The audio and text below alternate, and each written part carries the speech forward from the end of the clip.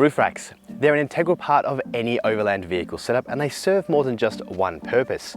They give us the ability to mount gear on the outside of our vehicle, along with accessories like lights, solar panels and awnings for protection from the sun and also protection from weather at camp. I've had this Pioneer platform system mounted to my Land Cruiser now for the last 3 years, and I've had a few different accessories and setups along the way. But today, I'm going to strip all that back and change the products in the form of shelter, solar and storage. I'm going to show you what products I've bought and why I think they're going to last the next 3 years, and show you that not everything goes to plan. So let's get straight into it.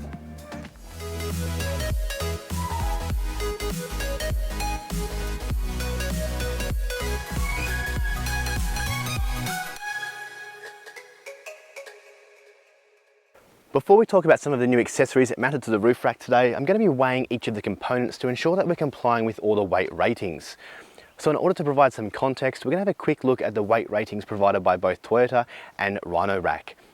Now, starting with the Land Cruiser 200 series, we're rated to carry 200 kilos on the roof. Now, not that I ever planned to carry that much up there, but it's good to know that the pillars in this vehicle are structurally sound to hold that much weight. Moving on to the Rhino Rack, the Pioneer platform mounted with the backbone mounting system is rated to carry 150 kilos. Now, up until recently, it was a little bit confusing about how this applied to day-to-day use, up until a couple of predominant YouTubers criticised the product due to some part failure. Rhino Rack have recently changed the website and made it a lot easier to understand exactly how much load carrying capacity we can put on these roof racks using a load calculator.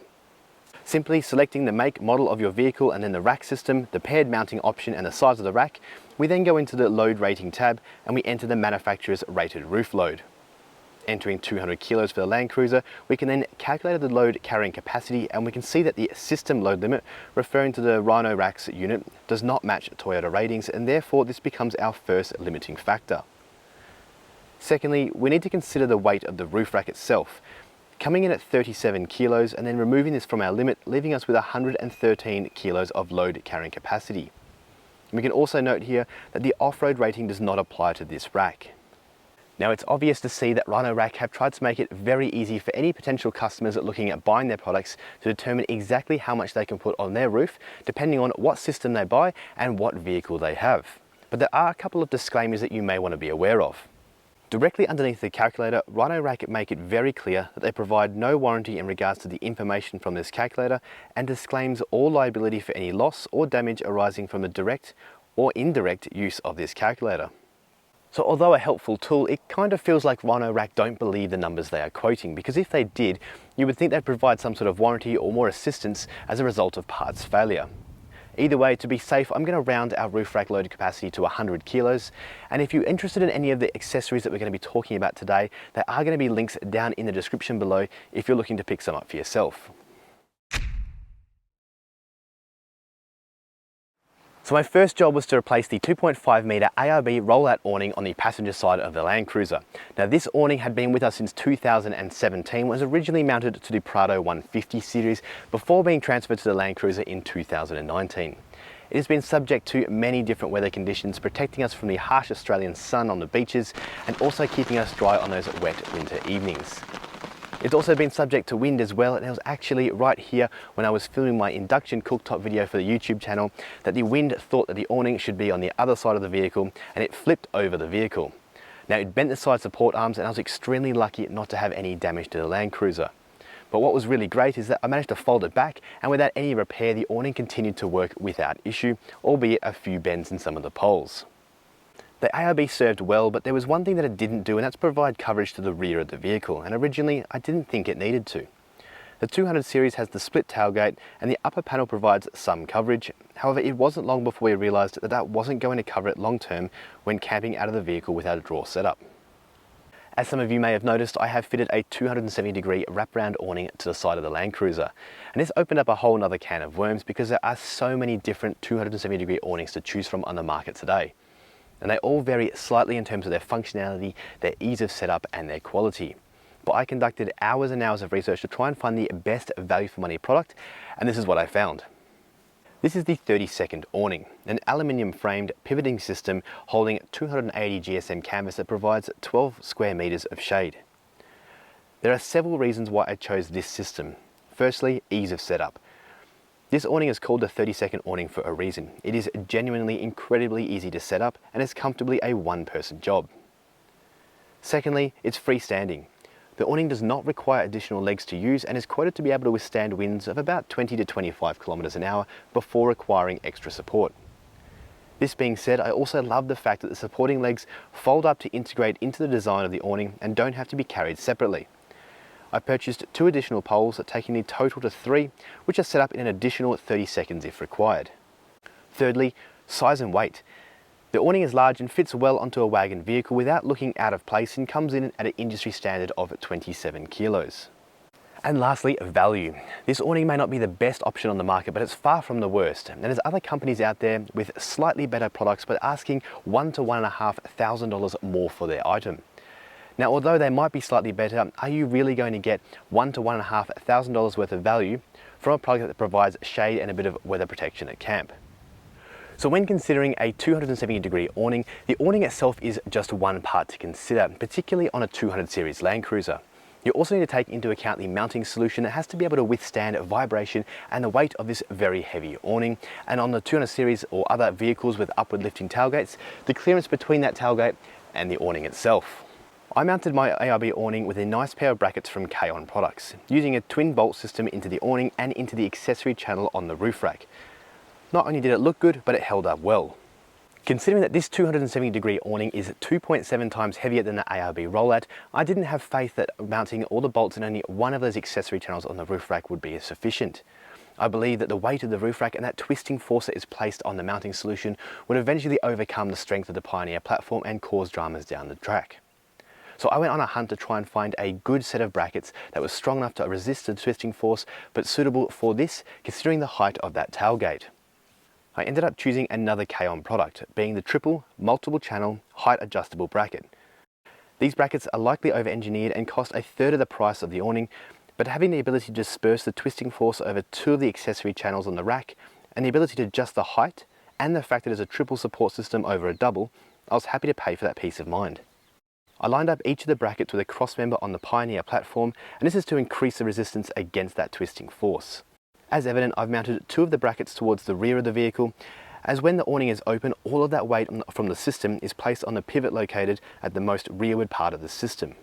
Again, having those 2 brackets at a rearward bias not only provides plenty of strength while the awning is open like it is at the moment, but also sufficient to hold the awning while it's packed away and on those 4-wheel drive tracks.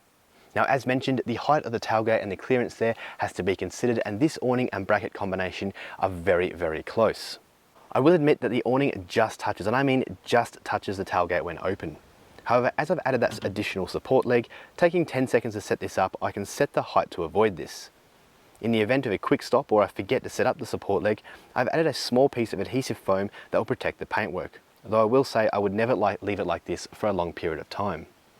So I'm very impressed with this awning. I've got significantly more coverage underneath compared to the ARB rollouts, and it's much easier and simpler to set up as well.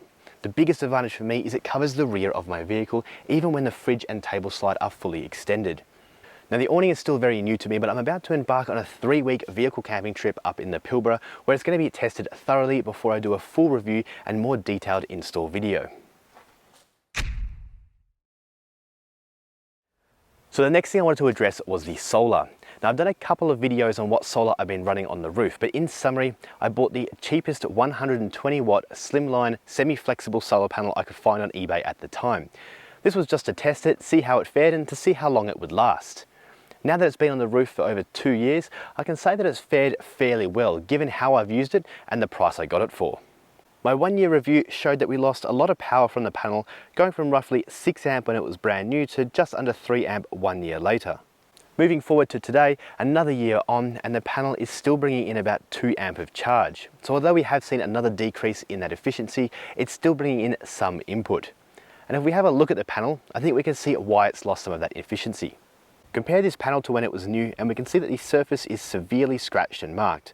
The clear coating appears to have a yellowish tinge to it, and there are areas where the panel has stretched and contracted, resulting in these bumps and bends, which will definitely not be helping performance. So what I learned from this is I don't need big solar. Even receiving only 2 to 3 amp in ideal conditions with the old panel, I found that it prolonged the battery's life enough for the type of vehicle camping that we do, mixed with frequent short drives and alternator charges. A 3 amp of power is about 40 watt of input, and the 12 volt 65 litre fridge that we draws only draws about 45 watt, and that's when the compressor is running. So I found that even on a hot day, the small solar input was enough to negate most of what the fridge drew. In addition to this, we've also added lithium batteries. The lithium batteries have given me a significantly more available and usable power, therefore even less of a reason to require big solar.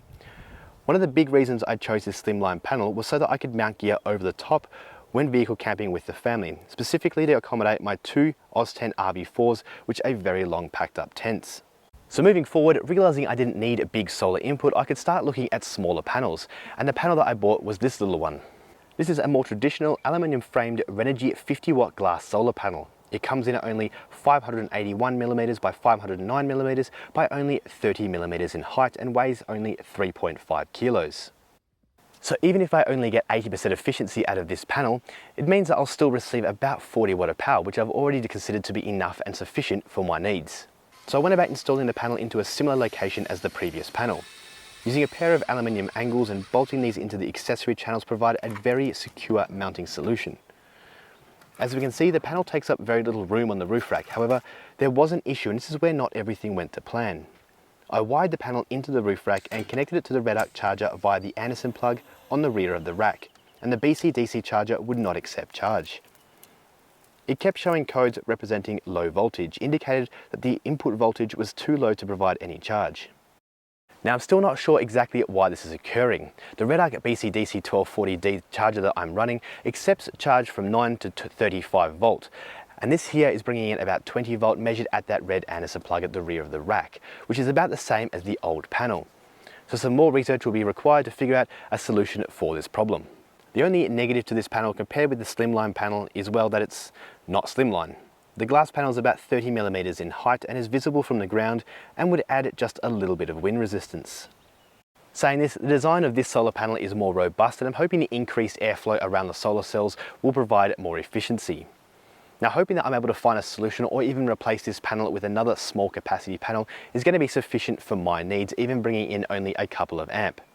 But I should also mention that I do generally carry around a 200 watt folding solar panel that can be plugged into the charger at the front of the vehicle here.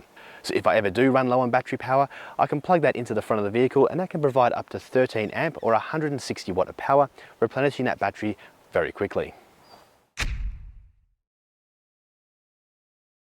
So I also wanted to address the point of storage. Now, although I could just tie things down on the roof rack, I wanted a solution that could hold some smaller items that perhaps I didn't want to carry inside the vehicle. Now, some of you may recognize that I normally do carry a Pelican waterproof storage case up on the roof when we do vehicle camping as a family. This has and still works exceptionally well, and I still plan on using it on camping trips when the family comes along, as this carries all of our sleeping gear, from sleeping bags, mattresses and pillows, and is completely dust proof, proven time and time again.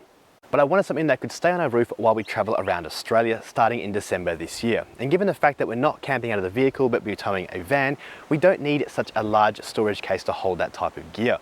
So I went looking for a product that met 3 requirements. Firstly, it had to be small, low profile and look good and in place on the vehicle. Secondly, it had to be quick and easy and convenient to use, but also remain dust and waterproof. And thirdly, I wanted a slightly more permanent mounting solution that was a little bit more theft proof. And this is what I came up with. This is the Chaos 83 litre low profile storage box. From everything I can see, this is exactly the same as the Roam storage cases sold in the US, just rebranded here in Australia as Chaos. The box features a number of benefits over other units, including multiple sizes available. This being on the smaller side, the 83 litre box offers a relatively large footprint but a nice and low profile. I waited for over 2 months for this black case to come back into stock, and I believe it looks really good and it meets that low profile, therefore ticking my first requirement. Secondly, it has a seal around the lid which matches a groove on the lower half and is advertised as being dust and waterproof. It's also very convenient and it's fitted with gas struts that making opening it very easy. I could reach the latches from the ground and simply place a little pressure on the upper section, which will easily open and hold the lid at an easy angle to reach and close again, something the Pelican case was not good at. Now thirdly, in order to make this case a little bit more permanent and theft proof on the trip, I've decided to drill holes into the case itself and mount them into the accessory channels, which means you'd have to get access inside the case in order to undo them. Now from initial inspection of the case, I'm fairly impressed. However, it's not perfect. I have noticed that there's a seal on the back end has been cut a little short, and therefore the dust proofing could be an issue here. Secondly, it has a drain screw on the right hand side, or the front of the case. However, this doesn't level out with the bottom of the case, and therefore it would be physically impossible to completely drain the case. I'm sure I'll find out soon enough whether or not this case is going to be a long-term solution for us. Installing the box onto the rack simply means drilling holes into the single walled base and lining these up with the accessory channels on the rack. There was a bit of back and forth measuring to ensure I got the placement right, but the idea is to mount the bolts through the box and into the channel nuts underneath in 5 locations. This will provide a solid mounting solution and mean that I won't require external straps or tie downs to hold it into place. In order to reduce the chance of dust ingress, I trimmed large flat washers to cover the drilled holes and applied a heavy duty double-sided tape to the mounting edge. This does 2 things. Firstly, it keeps my washers in place when removing the box, but it also acts as a gasket to prevent any ingress of dust. I will admit I made one mistake when installing this box, and that was drilling 6 mounting holes into the base, forgetting that the outer but rear mounting hole here does not line up with an accessory channel on the roof rack. So for now, I've just put some tape over it to prevent dust ingress, but it's something I'm going to have to address in the future. So overall, the box has met all of my requirements. It looks good, it's nice and slimline, it's going to be very easy and convenient to use, particularly with those gas struts, and hopefully it's still dust and waterproof. It's mounted nice and securely and more theft proof than my previous solution. So when we're traveling around Australia, I plan to use this as a bit of a beach box. I've confirmed that my stand-up paddleboard will fit inside there, and we can fit some towels and other beach gear in there as well, which means that even if we leave the van inland, we're always going to be ready for a day down at the beach, a quick swim, or a nice paddle. I've always mounted the MaxTrax to the roof of my vehicle. This is something that I'm still happy to do. So I'm going to be reusing the K-On MaxTrax brackets designed for the Rhino Rack that I've been using for the last few years. Using the MaxTrax mounting pins, attaching them to the bracket, in my opinion, is the best and easiest way to secure your MaxTrax to the roof and also provide a lockable solution. The only trouble that I had was that one of the pins came undone and I lost the securing tabs. Although still usable with 3 pins, I also noticed that another pin was bent, and I decided to replace the 4, keeping the 2 existings as spares. Replacing the pins onto the K-On bracket, and another big advantage of these brackets is the ability to mount in various orientations. Not only can you mount them in line with the accessory channels on the roof rack, but you can also mount them across the rack. Personally, I do prefer mounting them along one accessory channel, as you're able to get all of the MaxTrax off from climbing up onto one side of your vehicle. However, when I'm solo camping with just the swag, without the solar panel, I believe it's going to be easier to mount it across the front. There are many little accessories that come in very handy when designing and packing a roof rack, and there's no denying that the accessory channels that Rhino Rack offer, along with some other manufacturers, provide very easy and convenient mounting solutions for all types of accessories and brackets. Now, in order to tie my gear down to the roof rack, I'm going to be using these little eyelets. These particular ones are not from Rhino Rack, and they're just a generic medium size, but they can be placed anywhere around the rack in those channels to suit the type of gear you're planning on taking, and are highly recommended for those using ropes or straps to secure your gear. Now, the other accessory I've come across recently is the Stratchet by Frontrunner. I'm guessing it's meant to be a hybrid between a strap and a ratchet, and it's this rope that you can essentially set to a predetermined length before tying your gear down, but it still has a little bit of elasticity in it, and the slack is all kept up, so there's no tying off loose ends. I'll be using these to tie down my swag, and once pulled tight, you can secure the slack in a Velcro band within the strap, and it has a little elasticity within it. And this means that you can undo the hook from the eyelet without having to adjust the strap, and we no longer have to deal with loose slack flapping around in our roof racks and tying them off. It also has these spring-loaded carabiners, which means that it won't come undone while traveling on rough roads or tough four-wheel drive tracks. So I'm interested to see how these go long term, considering that there will be a little bit of tension put on this elastic strap inside while it's holding gear down, but as new products, they do seem to be quite handy. The 270-degree awning, the small solar panel, the storage box, and the MaxTrax are what I envision to be more permanently set up on the roof rack while we travel around Australia. So how do the weights stack up? Firstly, the 270-degree awning with the triple K-On bracket system attached comes in at 27.1 kilos. The small solar panel and brackets come in at 3.8 kilos. The K-On storage box weighed in at 11.9 kilos.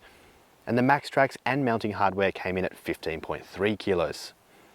A total of the hard mounted accessories coming in at just over 58 kilos. This is just half of the load rating and gives us a huge 54.8 kilos of usable and available load carrying capacity according to Rhino Rack. For my next trip, I'm going to be sleeping in a swag, and my swag weighs 16.1 kilos. This includes everything. It includes a ground mat, the swag itself, the mattress, sleeping bag, and the pillow. If I add that to the roof rack, which I'm planning on doing, I'll still have a huge 38.7 kilos to play with. But if I go down to my personally set 100 kilo limit for the roof rack, I'm still going to have 25 kilos of load carrying capacity still available. And this is going to be plenty for everything I need to fit in the box and any other items that might end up on the roof. So there's some of the new accessories I've mounted to my roof rack for both solo camping and hopefully a bit of a base as we travel around Australia with a caravan. But I hope I was able to provide some useful information to you in regards to some of the products I've chosen, why I've chosen them, and review some of the existing products that I have been using previously. But just remember, some of the items like the storage box and the awning are brand new. I haven't really had a chance to test or review them yet, so just make sure you stay tuned for those reviews in the future.